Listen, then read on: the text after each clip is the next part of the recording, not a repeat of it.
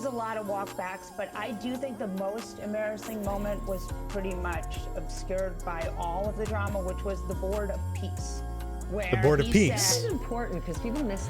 Yeah, this is important, right? So the Board of Peace is another symbol of this hegemonic expansion.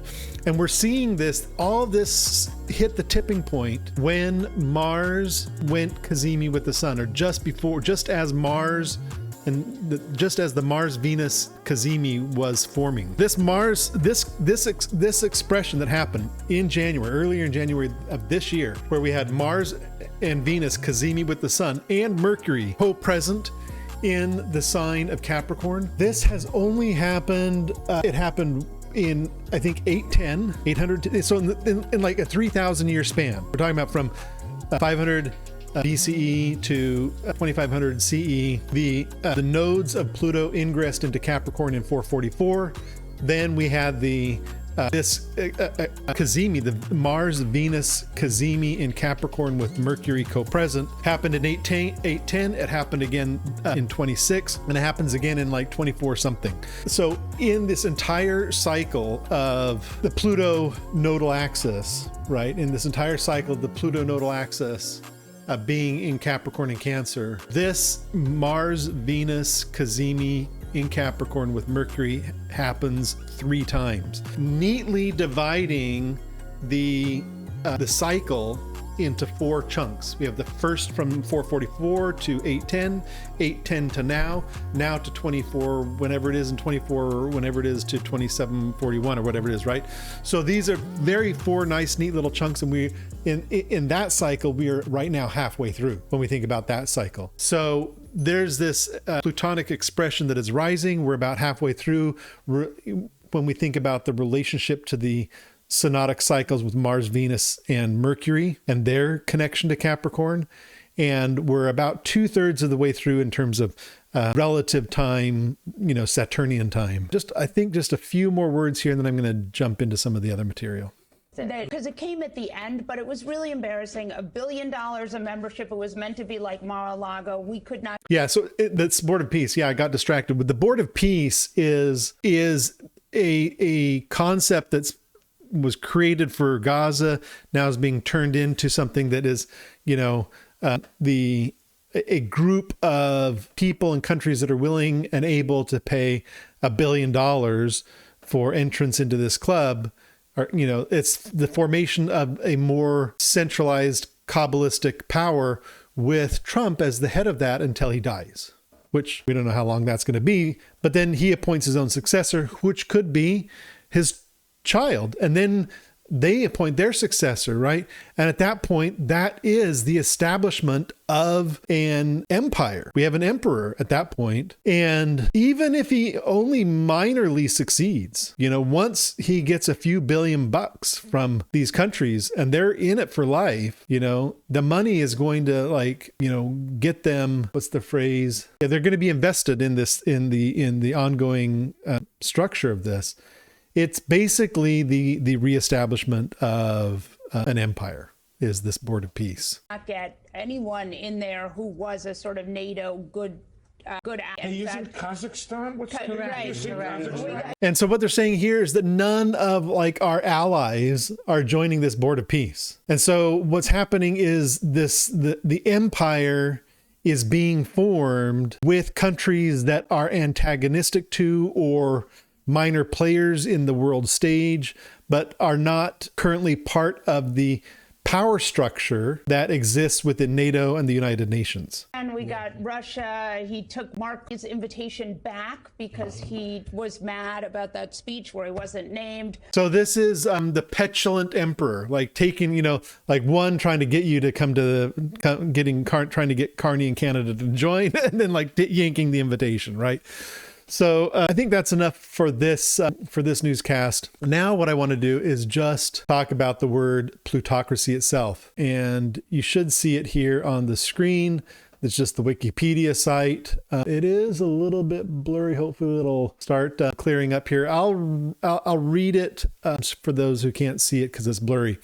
A plutocracy, from ancient Greece, Plutos, wealth, and kratos, power or plutarchy, is a society that is ruled or controlled by people of great wealth or income. It can be considered a specific form of oligarchy, rule by the few, where the ruling few are wealthy. The first known use of the term in English dates from 1631. It is not rooted in any established political philosophy. So I think this is an important thing. We hear in the news, we talk about the rise of oligarchy, and oligarchy, it means the rule by the few. But really what we're talking about is a plutocracy, a plutarchy, which is a very specialized form of an oligarchy. And this is important because the root of the word plutarchy and plutocracy is Pluto. And that's what we're talking about in the archetype of the oligarchs, of the plutarchs, of the hegemon. We're talking about Pluto. Pluto is power, wealth. Pluto is the archetype of the most absolute power. Pluto is the lord of death, and nothing that we know of survives death. Everything that is born dies. Death represents the absolute power that cannot be denied. And so when we use the word Pluto, this is like saying a deathocracy, right? In a way, a deatharchy. It doesn't sound as sexy as a plutocracy, but even that isn't really sexy. The term plutocracy, it says down here under usage, it says the term plutocracy is generally used as a pejorative to describe or warn against an undesirable condition. Dollarocracy is an anglicized adaptation of the word plutocracy and may refer to specifically American version of plutocracy. And I'm just going to give a little bit of a plug here so you can see it. Here is, it's kind of like off screen, but this is from Synchronicity University. And if you go scroll down, you'll be able to see my class number 4, Pluto the Transformer, is over here. $35 right now. It's a bargain. Head on over there, synchronicityuniversity.com, and join the rest of the course. Join Pluto or join all of them.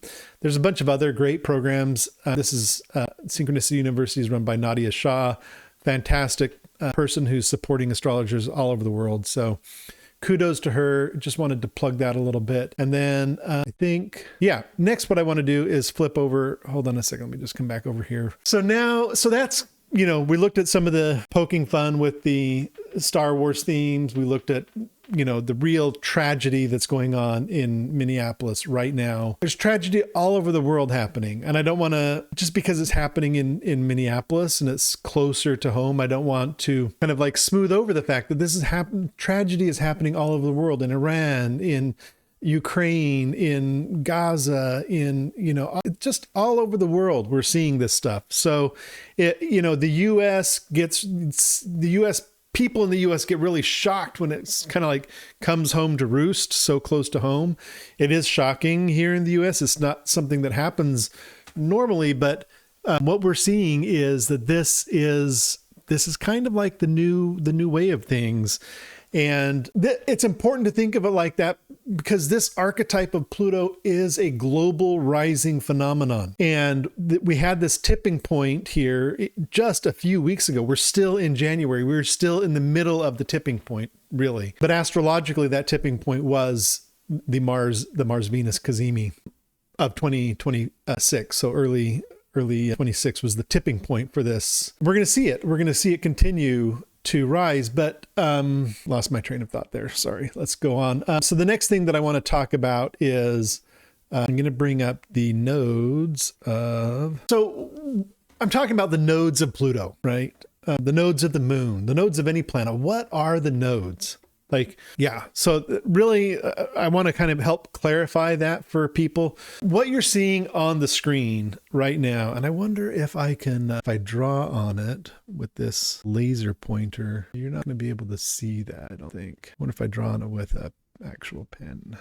Give me just a second. Yeah, you can see the pen. All right. So what we're looking at here is a very crude diagram. These purple lines represent kind of the if we were to look at the solar system sideways, right? We have the sun here, the center of the solar system, and then planets orbit the sun. This will pretend this is the Earth. we'll pretend this is Pluto here. Now, the planets orbit the sun, but they're not all exactly perfectly flat. It's not like they all are in exactly the same line, but they do all kind of fit in this band, kind of like there's this band.